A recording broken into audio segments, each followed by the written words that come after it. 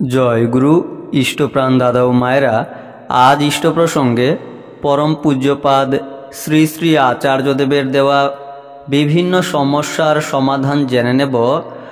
ভিডিওটি প্রচুর শেয়ার করবেন। নতুন হলে এই চ্যানেলে অবশ্যই চ্যানেলটি সাবস্ক্রাইব করে পাশের বেলটি বাজিয়ে রাখবেন, লাইক করে শেয়ার করবেন। ভিডিওটি এবারে জেনে নেব বিভিন্ন সমস্যার সমাধান আচার্যদেব দিয়েছেন। কলকাতা থেকে মেয়েকে নিয়ে এসেছেন এক মা। মেয়ে মাধ্যমিক পরীক্ষা দেবে। মা জানালেন মেয়ে সবসময় আজগুবি চিন্তা করে, সুপার পাওয়ার অতিশক্তি নিয়ে ভাবনা চিন্তা করে, পড়াশোনায় তার প্রভাব পড়ছে। শ্রী শ্রী আচার্যদেব বলতে লাগলেন, তুমি যখন বাড়ি ফিরবে সবাই গাড়ি করে হাওড়া ব্রিজ দিয়ে যাবে, আর মেয়েকে বলবে তুমি ওই জলের ওপর দিয়ে যাও, ওখানে তো সুপার পাওয়ার আছে, নিরাকার ব্রিজ আছে, সেই ব্রিজ দিয়ে তুমি পার হও। আমরা সাকার বুঝি, কারণ আমাদের গুরু তো সাকার মূর্তি ধরে আমাদের সব শিখিয়েছেন। তাই এই সহজ সরল সাকার ব্রিজ ধরে আমরা যাব। তুমি নিরাকার ব্রিজ দিয়ে যাবে। নিরাকার ব্রিজ দিয়ে পার হওয়া যায়? পারবে যেতে? মাটি বললেন, আমার কষ্টটা তো ওইখানেই। আচার্যদেব বললেন, তোমার কষ্ট দুঃখ এইসব বিষয় নয়, বিষয়টা যুক্তির। তুমি কষ্ট না পেয়ে মেয়েকে ঠিক যুক্তি দিয়ে বোঝালে ওর এসব ধারণা মনে গড়ে উঠত না। যে জিনিসটাকে আমি বিশ্বাস করি সেটা যতক্ষণ না একটা ফর্মের মাধ্যমে রূপায়িত হচ্ছে ততক্ষণ আমি তা উপলব্ধি করতে পারবো না। আমি একজিস্ট, অস্তিত্ব করি। আমার গড মূর্ত ভগবান, তিনি একজিস্ট করেন। আমার বিমূর্ত ভগবানকে আকার রূপে যদি না পেলাম, না মানলাম, তাহলে আমি কোথায় ফোকাস লক্ষ্য করব? আমার ফোকাস পয়েন্টটা কি হবে? আমি যুক্তি মানছি না মানে আমি ইচ্ছাকে মানছি। তাহলে আমার ইচ্ছা অনুযায়ী চলছি। জঙ্গলে মানুষ যেমন থাকে, তারা নিজেদের ইচ্ছা প্রবৃত্তি নিয়ে চলে। ওই পশু প্রবৃত্তি কি আধুনিকতা?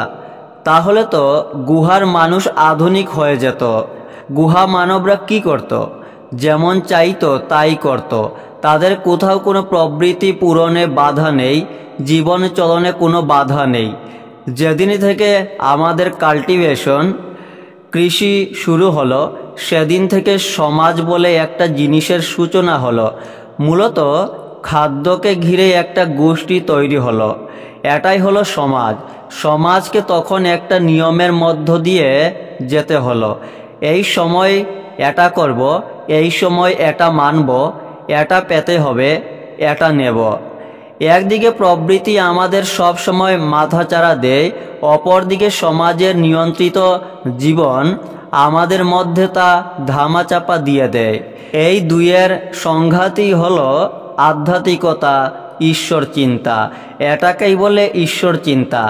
এর পেছনে দাঁড়িয়ে বিজ্ঞান, পুরোটাই তো সায়েন্স। এই জন্যই ঈশ্বরের অনুসরণ।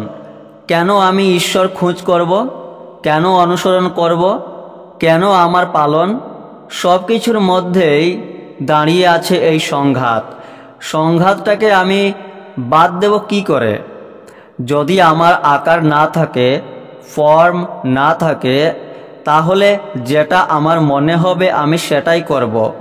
মনে করো কোনো নেশন, রাষ্ট্র যদি তার কোনো রকম নিয়ম আইন কানুন কিছু না থাকে, তবে সেখানকার মানুষ কেমন হবে? যে যা খুশি করবে, নিজের খেয়াল খুশি মতন চলবে। তাহলে a nation without a constitution, সব কিছুই তার বিশৃঙ্খলা। বিশৃঙ্খলা এর মধ্যে যতক্ষণ না আমার অস্তিত্বের সংঘাত হচ্ছে ততক্ষণ আমাদের কোনো ডেভেলপমেন্ট নেই। যেহেতু আমরা নিজের ইচ্ছা অনুযায়ী নিয়ন্ত্রিত হতে পারি। প্রকৃতির আরও যা কিছু আছে, বাঘ, সিংহ, হাতি, গন্ডার থেকে কীট পতঙ্গ, গাছপালা, ফুল ফল, সব কিছু একটা ছন্দে চলে। একমাত্র ছন্দবিহীন চলে মানুষ। তাই জন্যই সে প্রকৃতিকে করায়ত্ত করতে চায়। ক্রমশ বিজ্ঞানীরা বলছে পৃথিবী আর বাঁচবে না। এর পেছনে একটাই কারণ, অনিয়ন্ত্রিত নীতিবিরুদ্ধ জীবনচলন। তাই এই সবটা তোমাকে বুঝতে হবে। যদি বুঝতে পারো তবে এর মনের মধ্যে আজগুবির কোনো স্থান থাকবে না। অমৃতময় তথ্যগুলি আপনারা প্রত্যেককে শেয়ার করবেন। জয় গুরু।